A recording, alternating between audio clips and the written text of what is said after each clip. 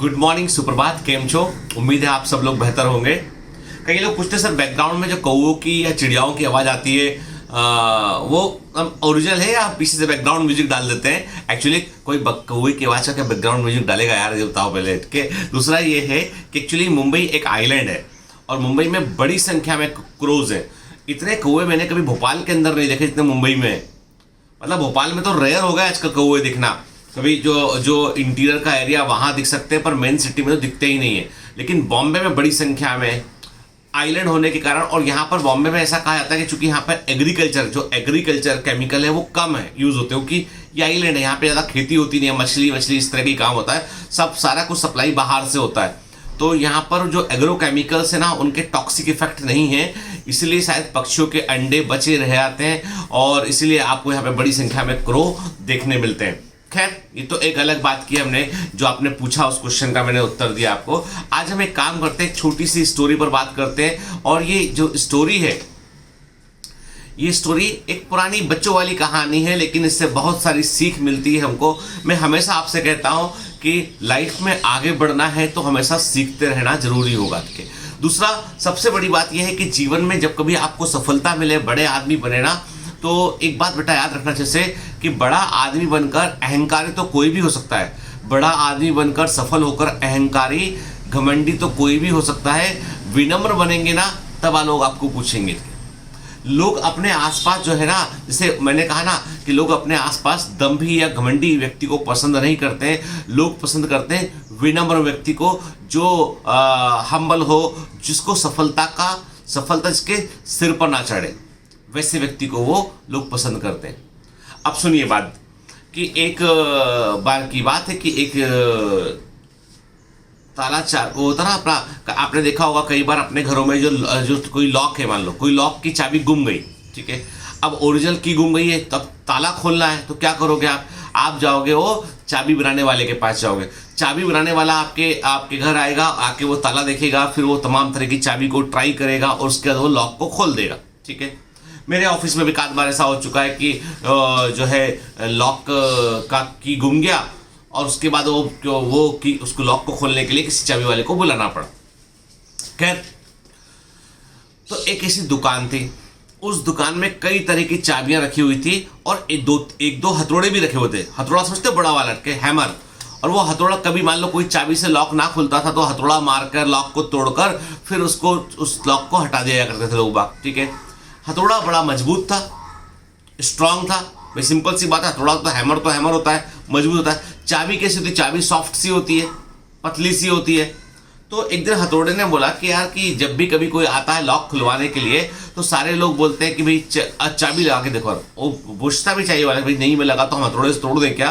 तो लोग कहते हैं नहीं हथौड़ा मत यूज़ करना यार, चाबी से कोशिश करो। फिर लेकिन जब कभी मेरी बारी आती है ताला खोलने की, तो मैं भी तो ताला खोलता हूँ, लेकिन मुझे बहुत चोट लगती है, मुझे बहुत जोर से मारा जाता है लॉक के ऊपर और उसके बाद वो लॉक खुल पाता है। और लेकिन तब भी कोई मेरी तारीफ नहीं करता। सब तारीफ करते हैं चाबी की, मेरी कोई तारीफ नहीं करता, कोई मेरा जिक्र भी नहीं करता कभी कि भाई हथौड़े ने महान कार्य किया, हथौड़े से इतना बढ़िया हो गया, कोई बोलता भी नहीं है। ऐसा क्यों? वो कहता है मतलब कि हमारा भी तो कंट्रीब्यूशन है कुछ, हाँ, लॉक वॉक खोलने में। तो एक दिन वो सोचता है कि रात के समय जब वो चाबी की दुकान वाला बंद करके चला जाता है तो चाबी और हथौड़े के बीच बात होती है और वो बोलता है कि चाबी बहन।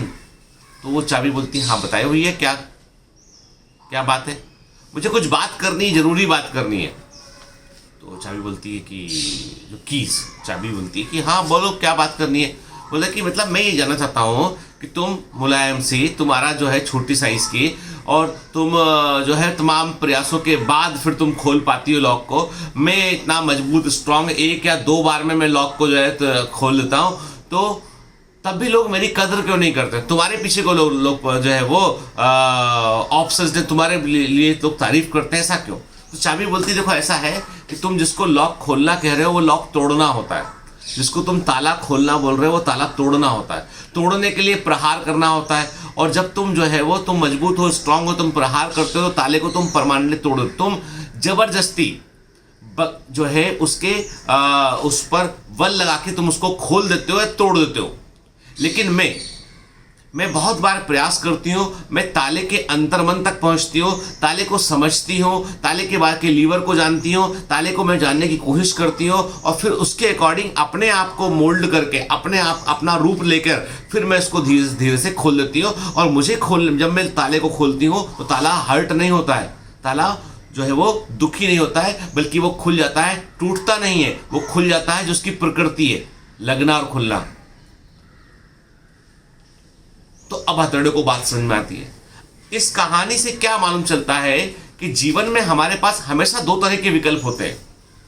एक तो ये है कि हम किसी व्यक्ति को से अपनी बात मनवाना चाहते हैं तो हम फोर्सफुली व्यवहार करें, उससे हम अपनी ताकत का प्रदर्शन करें, डराएं, धमकाएं, बल का प्रयोग करें, तो हो सकता है काम हो जाएगा कि आपने डरा दिया, धमका दिया, बल का प्रयोग किया, आपने उसको सजा का भय दिखाया और व्यक्ति ने काम कर दिया, ऐसा हो सकता है, ठीक है। लेकिन जो वो काम होगा ना, उसमें कहीं पर भी व्यक्ति की अंतः प्रेरणा शामिल नहीं होगी, इनर कॉन्शियस शामिल नहीं होगा उसका, वो व्यक्ति कभी मन से आपके साथ नहीं होगा। लेकिन जिस व्यक्ति को आपने मन से अपने साथ जोड़ लिया है, आपने वक्त दिया, वक्त देने के बाद आपने उसके अनुसार अपने आप को ढाला और आपने उसके मन की बात को पढ़ा और फिर उससे कोई काम करवाया ना, वो व्यक्ति जीवन भर आपके साथ रहेगा, कभी छोड़कर आपको नहीं जाएगा। हर समय वो जो है वो आपकी तारीफ ही करेगा और वो आपका सच्चा मित्र बन जाएगा। और ये हकीकत है कि हमारे पास हमेशा चॉइस होती है, एवरी टाइम, हर बार हमारे पास एक चॉइस होती है कि हम कैसा व्यवहार करें। हम में से कई लोग जो है वो जो है स्पॉन्टेनियसली गुस्से का व्यवहार करते हैं। हमारा उन लोगों का रेप्टिलियन ब्रेन जो होता है ना, वो एक्टिव होता है, बहुत झट से गुस्सा कर देते हैं वो एकदम से। कुछ लोग ऐसे होते हैं जो सेरिब्रल कॉर्टेक्स का इस्तेमाल करते हैं, डेवलप ब्रेन का, वो एकदम गुस्सा नहीं करते हैं, ठंडे दिमाग से जो है वो बात करते हैं और विनम्र शब्दों में अपनी बात कहते हैं और सामने वाला व्यक्ति उस बात को लेकर जो है वो समझता है और वो आपके अनुसार व्यवहार करने लगता है। ये जीवन में सबसे इंपॉर्टेंट चीज है, समाज में हमारा इंटरेक्शन, कि हम सोसाइटी में किस प्रकार से इंटरेक्ट करते हैं, किस प्रकार से हम उसको रिफ्लेक्शन को हम जो है वो जनरेट करते हैं अपने अंदर। यदि आप गुस्से में हैं, हथौड़े जैसे हैं, तो जाहिर सी बात है काम तो आपका हो जाएगा, लेकिन कोई इज्जत नहीं करेगा, कोई कदर नहीं करेगा, कोई दिल से जुड़ेगा नहीं। चाबी के समान बनिए, मुलायम बनिए, अंतर्मन को समझिए, वक्त दीजिए, अपने आप को मोल्ड कीजिए, सामने वाले की भावनाओं को समझिए, तो व्यक्ति आपकी इज्जत करेगा, कद्र करेगा और हमेशा आपकी प्रेस करेगा। ये बड़ा छोटा सा लेसन है, छोटी मैंने कोई सप्लीमेंट्री रीडर जैसी किसी किताब में कभी पढ़ा था मैंने, तो मैंने कहा चलो बताते हैं बच्चों को कि एक छोटी सी कहानी। क्योंकि देखो आपको बता दूं मैं कि ये जो जितनी कहानियां इस तरह की बनाई जाती है ना, ये इनके पीछे एक ही पर्पस होता है कि हम सही मैसेज को हम लोगों तक पहुंचा सकें। हमारे व्यवहार में हम जो है, देखो गुस्सा करना बहुत आसान है, लेकिन विपरीत परिस्थिति में दिमाग को ठंडा रखना जो है वो बहुत ही इंपॉर्टेंट चीज़ है। उनके मतलब गुस्सा तो कोई भी कर सकता है, पर आप दिमाग ठंडा रख के डिसीजन लेते हैं और फिर आप आगे बढ़ते हैं ना, वो सबसे बड़ी चीज़ होती है। तो जीवन में हमेशा चाबी के समान व्यवहार करना है। Have a great day, all the best.